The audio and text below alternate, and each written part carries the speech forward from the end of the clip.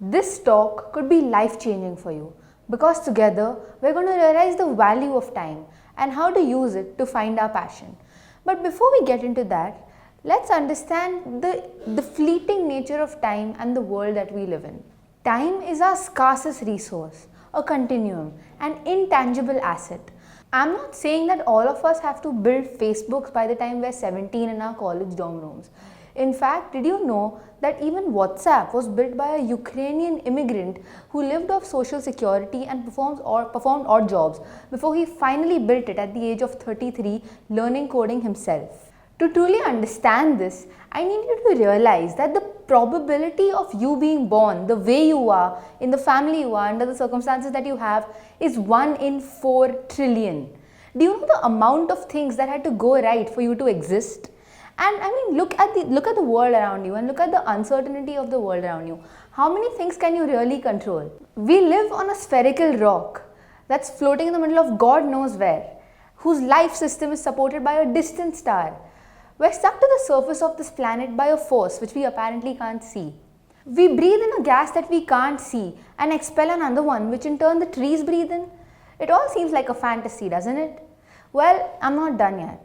Since I started talking, I'm approximately a minute 30 seconds into my talk. In this time, 360 new babies have been born on earth while 180 people have died. Someone right now is living the best moment of their life. Someone just hit rock bottom. And in this transient coexistence of parallel realities called life, there are innovators who are trying to make old processes more efficient or trying to create new processes altogether. So, given the dynamic nature of the world we live in, what can we really control? Absolutely nothing, except our usage of time. You owe it to yourself and the forces that have manifested to create you to do something productive with your time. And I think it's high time you do so. Who am I? I'm Neeha Gupta and I'm 17 years old. I'm an author and I published my first book, Different, at the age of 15. I have a YouTube channel where I teach concepts that I learn in school to people who don't have the access to the same resources. I've played table tennis at the national level. I've topped my school in grade 10 with 8 A stars. I'm a drummer. I can speak French. I've also made a short film and currently I'm working on finding a publisher for my second book. Well, now you must think, what have you not done? Well, my question is, what have I really done? Because the above does look like having my hand in one too many pies. But I often ask myself, what is it that I really love?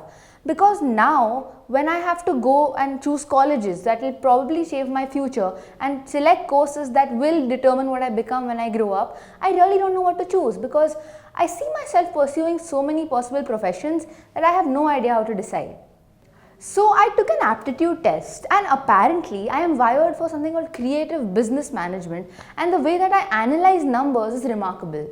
Well, here's the funny thing. Until this year, I never sat in a single business class and I honestly see myself more as an English person than a math person.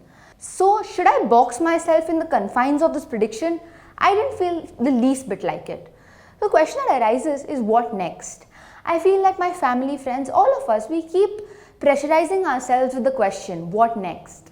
Well, my answer is, does it matter? If you keep upgrading your skills and your functional knowledge, keep exploring new areas you've never explored before, and keep trying new things, you will ultimately converge into the person you're meant to become. For example, fashion designer Vera Wang was a figure skater and then a journalist before she entered the fashion industry at age 40. The man behind Apple, Steve Jobs, found his inspiration for Apple in a calligraphy class. And Ray Kroc, the person who built McDonald's, was a milkshake device salesman throughout his career until he bought McDonald's at age 52. So you see what I'm trying to say? The link between what you do today, right now, and what you're eventually meant to become may not be very evident today. You are at a point right now. You can only see up to the next potential point. So what you do is you simply go from where you are to the next place, and only when you're done through the journey of joining all the points will you see the big picture, because you can only join the dots backwards. Having said that, I must emphasize that the whole process of finding your thing relies on one very important factor, and that is simply your usage of time. If you just while your days away idly expect something to come to you, that will not happen. You must try new things, explore new areas, and with the power and privilege at your disposal, you must grab the opportunities presented to you. Not knowing what to do and hence doing nothing at all is not the right way to go.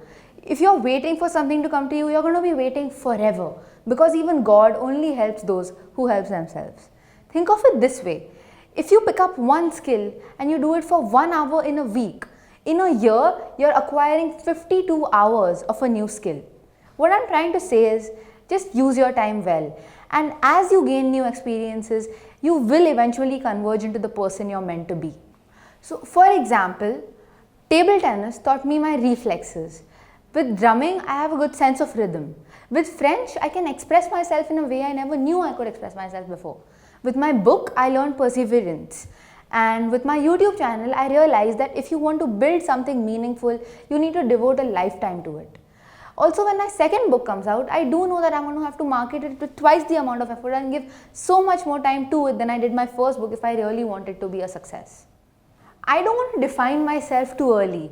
I want to experiment, falter, realize, find my purpose, and then deliver it to the world. I may create a business, I may become an author, I may direct a Netflix series, or I may produce movies. I don't know what I'm going to do, but I know that with each day I'm getting one step closer to being there. In the words of an Oxford scholar whose book I read, I am fluid. I find myself again and again and again.